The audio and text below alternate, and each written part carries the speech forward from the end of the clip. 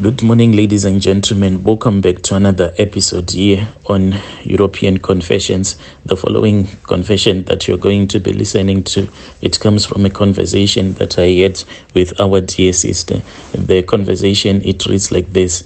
Hello, Brother Nash, how are you? Can you please post my own story as hidden identity? I want to tell you the things that my husband and his South African business partner did. So my husband, when we were still back home in Zim, he learned how to become a mechanic because he was working for this other bus company, and that is where he learned to be a diesel mechanic. By the time that he came here to South Africa, he started working for this other white man, and that white man, he was fixing the trucks that would have gotten stuck by the side of the road.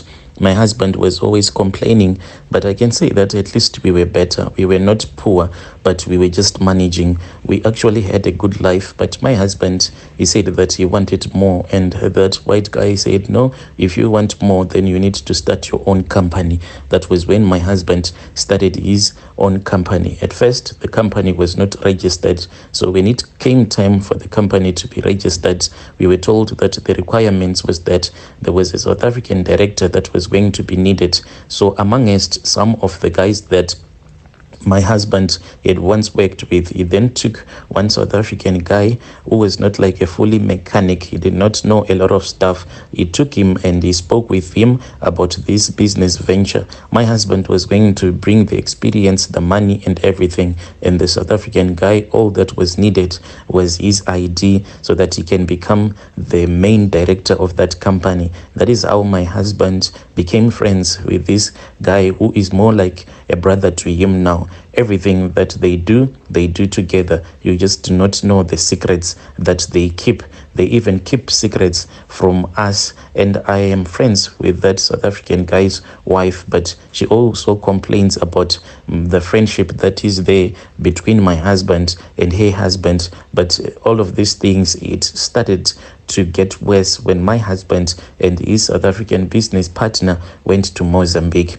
My husband, what he will do is that he was the one who was always on the road. If there was a truck that was stuck anyway in our province, then my husband was the one who would be contacted so that he can go and fix that truck to repair the tires or anything. Then that business partner of his was always at the workshop.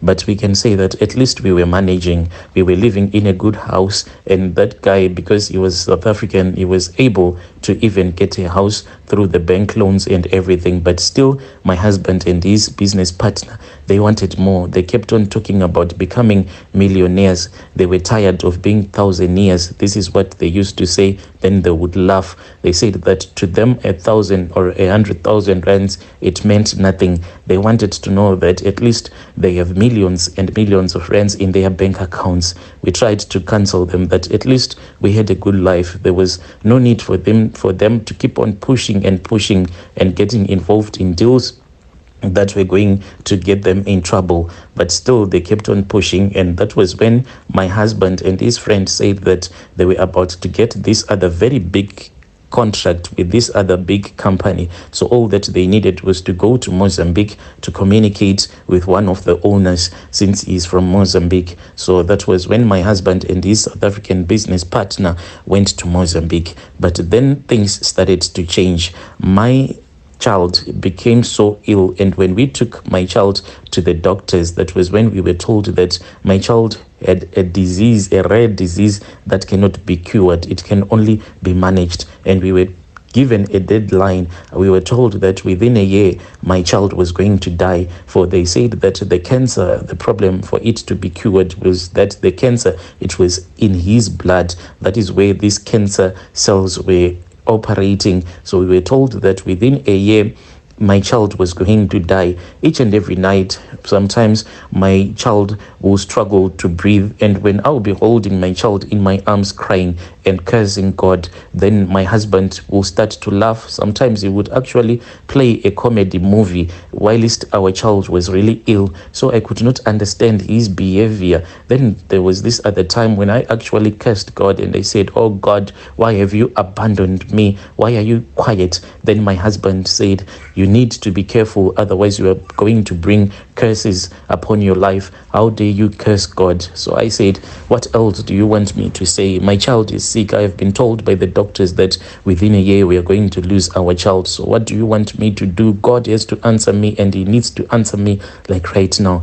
And I started to cry. And when I kept on crying, my husband, he kept on watching his funny movies, and I could not understand. He then came to where I was, and oh, my dear wife, I have something that I want to tell you. That was when he told me that by the time that they went to Mozambique, and when they went to Mozambique, it was because they had been given these other phone numbers of this other Mozambican traditional healer who assisted them to secure the contract. I was really shocked because I never expected my husband to be the one who would go around visiting some traditional healers. Anyway, my husband then told me that my child, no matter how hard I was going to pray, our child was going to die. I started to cry, but I understood everything that my husband had told me, them going to Mozambique to do their rituals. And when they had done their rituals, they were given 2 small bottles that contained lucky oil, and he showed me that small bottle of his, and he told me that his South African business partner was given his own small bottle that contained this lucky oil, so that their workers will not steal from them and they can be able to keep their big contracts. So when he showed me this small bottle, I looked inside and I saw that inside that container there was the lucky oil, but it was like red in color, almost like blood. And in the middle of that small container there was a long thorn that was in there that was very sharp. Then my husband told me that there were more rituals that were supposed to be done. Then my child got so sick and my child passed away. We then returned back home, and when we returned back home to Zim, my husband one night woke me up. This was after everyone had returned back to their homes, like my relatives and my husband's relatives and everyone who had came to assist us with the burial of our child. After they had left our home, my husband woke me up one day and he told me that we were supposed to finish up the rituals that we had started. There was a lot of work that still needed to be done. So we then went to the graves, and we went and we slept together on top of our child's grave, and we made love there. But Brother Nashi, let me tell you something. People see me and my husband enjoying our money and they think that life is easy. They just do not know what exactly my husband had to go through for him to be a millionaire that he is right now.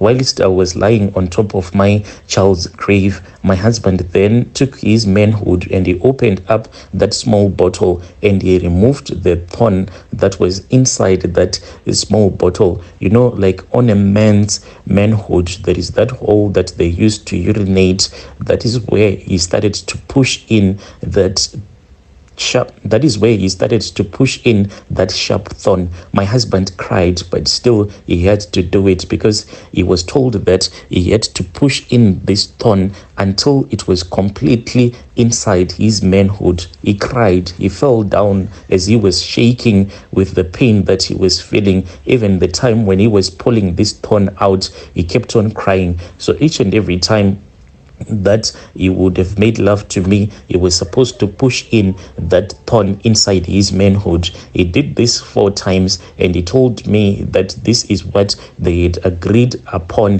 him and his South African friend. And by the time that we had finished doing these rituals, we returned back to South Africa. Whilst we were on our way traveling back to South Africa, that was when his friends own child passed away as well, and he performed the same ritual with his wife on top of their child's grave. So my husband told me that the reason as to why he had to inflict so much pain on himself by pushing that thorn into his manhood, it was because they were told by that healer in Mozambique that they needed to decide on how many years they wanted to enjoy this wealth. For this wealth that they have acquired, it is not going to last forever. So they said that at least 20 years, each and every time that they inflicted pain on themselves by pushing that thorn into their manhoods, this meant 5 years. So my husband could only do it 4 times, including his South African friend was also able to do it 4 times, inflicting pain on himself. So my husband and his friend, they're going to be enjoying this money for the next 20 years. Dear listeners, right there was a message that was sent to me by our dear friend. So that is a conversation that I had with her for the love of money. Just imagine, as a man taking a thorn, then you start to push that thorn into your manhood. Strange things do happen in this world.